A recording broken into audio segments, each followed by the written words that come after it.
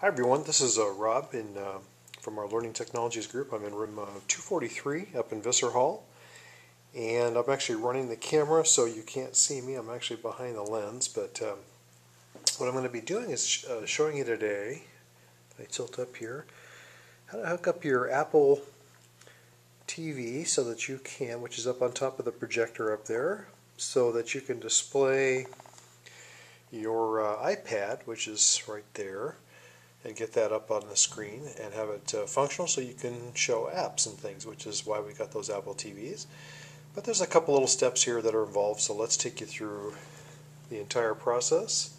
The two things you're going to have are, not my keys, but the Apple TV remote control and the projector remote control.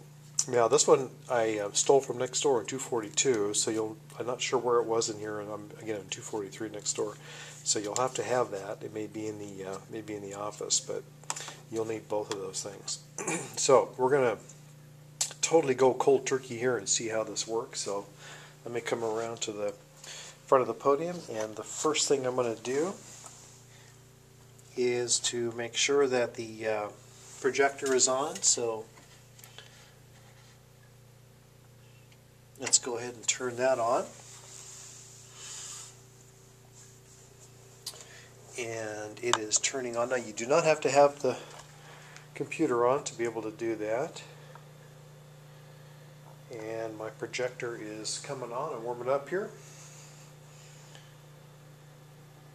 I'll try not to move the camera around too much here, but just want to give you a sense as to what's happening here on the screen. And the projector is warming up. And because I don't have the computer on, I get just the good old blue screen up on the Promethean board. That's fine. Again, you do not have to have the computer on to be able to do this. So I'm going to take the Apple remote control and turn on the remote control, turn on the Apple TV up here at the top. It is a line of sight device, so you have to be able to it has to be able to see the signal which is coming from this remote control. So you may have to hold it up a little bit, but let's go ahead and turn that on, and I'll get a little closer so you can see there's a little light which came on the Apple TV. You can sort of see it up there. It's a little small, very small illuminated light, which tells me the Apple TV is on. But notice that there's still nothing except the blue screen here on the Promethean board, because the projector is still looking for the computer source, and we're trying to send it the Apple TV source. So let me set my camera back down here for just a moment. So what I want to do is actually take my remote control, and there's an option up on the upper right which says Source Search. It's at the very top right. And so that you can see both at the same time, I'm going to come around here and point at the board. And again, the Apple TV is on, and I'm going to come around here so you can see it in Source Search. And notice it's going through and it's finding all of its potential sources, and it has found the default screen which appears for the Apple TV. Now this is not mirroring yet, it's not showing my screen, it's just showing the default Apple screen which comes up. And I'm zoomed all the way out, but you've all seen this particular setup, I'm certain. Now this is what looks like kind of an older, we may have to update the software. Some of the screens now look a little bit different than some of these. Let me try and use the remote control to go back to the menu and see if it, there we go, it's up to date. That's really typically what it looks like when it first comes up, is that screen, which allows you to select movies and so forth. Keep in mind that Apple TV is really designed for home use. That's really its main niche. So subsequently, it's intended for people at home to watch movies and hook up their iTunes library and purchase music and purchase television shows and so forth. Obviously that's not our intent here. We're really interested in the desktop mirroring. That's the primary function of what we're using the Apple TV for. So now, the next thing I need to do is to fire up my iPad. So let me sort of open this up so you can see it, and I'll try and do both of these kind of at the same time. Let me turn this on and unlock it. And I was doing some tests earlier so with TED, so you can see my TED screen up. But if you double click on the home button, the dock will come up just like that. So that's the home button. You double click and this is the dock, and you can slide left or right on the dock.